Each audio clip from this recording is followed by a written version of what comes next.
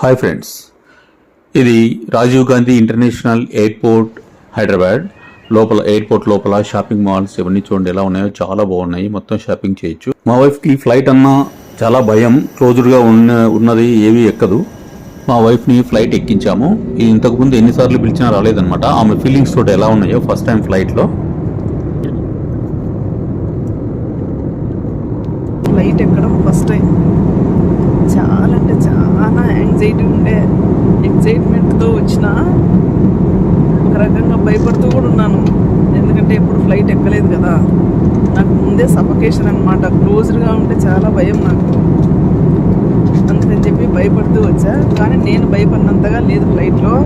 చల్లటి వాతావరణం, ఏసీలు ఉన్నాయి, కంఫర్ట్గానే ఫీల్ అయ్యా. లాస్ట్కి అయితే మొత్తానికి ఎంజాయ్గానే జర్నీ చేస్తున్నా.